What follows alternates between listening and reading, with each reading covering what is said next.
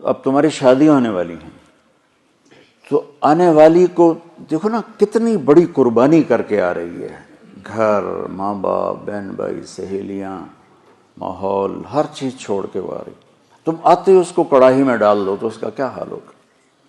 اور جتنی کوئی مشین قیمتی ہوتی ہے اس کی ڈائی اس سے بھی قیمتی ہوتی ہے. ڈائی سانچہ انگریزی میں ڈائی کہتے ہیں، اردو میں سانچہ. مرسڈیز کا جو سانچہ ہے جس میں مرسڈیز ڈھلتی ہے وہ مرسڈیز سے زیادہ مہنگا ہوتا ہے. اس پہ کوئی ذرا بھی خراش آ جائے نا اس کو تبدیل کر دیتے ہیں، نیا لگاتے ہیں. یہ جو 2-3 سال ایک ہی ماڈل چلتا ہے کہ نیا ماڈل لانے کے لیے کروڑوں ڈالر پھر خرچ کرنے پڑتے ہیں کہ نئی ڈائی بنانی ہوتی ہے، نیا سانچہ بنانا ہوتا ہے. اس لیے 3 سال ایک ہی ماڈل چلتا ہے. تو دنیا کی سب سے قیمتی مشین انسان ہے جس کا سانچہ ماں ہے، جس کی ڈائی ماں ہے. مرسڈیز کے سانچے پر خراش پڑے تو بدل دیتے ہیں، اور ماں بن گئی ہے بچی اور اس کے پیٹ میں بچہ ہے. سسر اس کو ڈانٹ رہا ہے، ساس اس کو ڈانٹ رہی ہے، نندیں اس کو ڈانٹ رہی ہیں، دیور اس کو ڈانٹ رہے ہیں، خامد اس کو ڈانٹ رہا ہے. تو ڈائی اندر میں تو پرزے ہو گئی نا. آج کل بچے پیدائشی ڈپریشن کا شکار ہیں کہ ماؤں پر وہ تشدد ہوتا ہے ماحول. کہیں اس کا الٹ بھی ہو جاتا ہے لیکن وہ بہت کم ہے کہ آنے والی بڑی زوردار ہوتی ہے سارے نے بلا لیں دی، لیکن یہ بہت کم ہے. زیادہ یہی ہے کہ آنے والی ایک عذاب میں پھنس جاتی.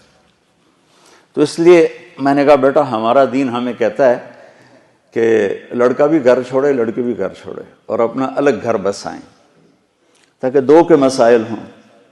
اب جو بیچاری جاتی ہے وہ سارے گھر کی خدمت اس کے ذمہ ہو جاتی، ماں کی بھی کرے، ساس کی بھی کرے، سسر کی بھی کرے، اور خامند کی بھی کرے، خامند کی بہنوں کی بھی کرے، گھر کے برتن بھی صاف کرے، جھاڑو بھی دے، سارے کام اس کے ذمہ ہوتے.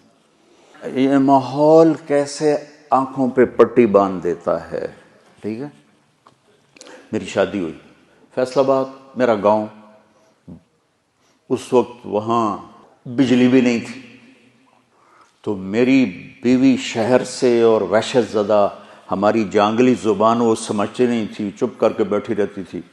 تو وہ پھر میرے پاس روتی، تسی بولی جان دو، میں نے پتہ ہی نہیں لگتا تسی آگ کی رہے ہو.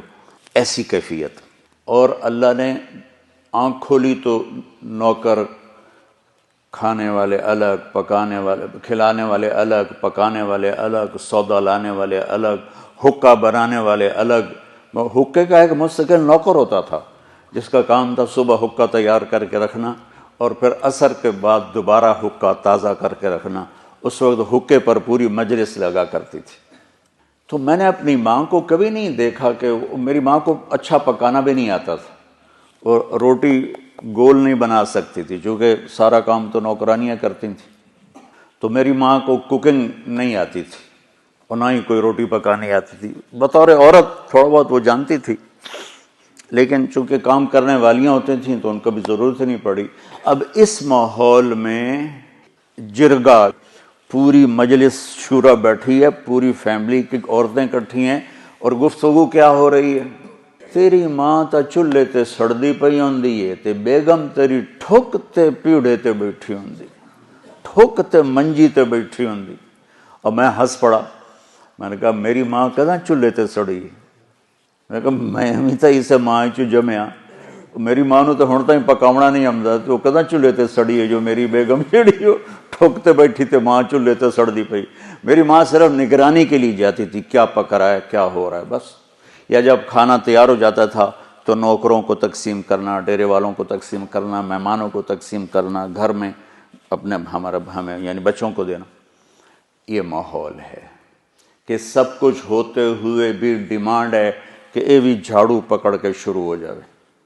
تو دیکھو بیٹا ایک منفی مزاج ہوتا ہے، جو ممبر پہ بیٹھے تو منفی ہوگا، جو گھر میں جائے گا تو ہوگا، جس جگہ جائے گا وہ الٹا ہی ہوگا. تو میں تمہیں اس سے نکالنا چاہتا ہوں کسی طرح.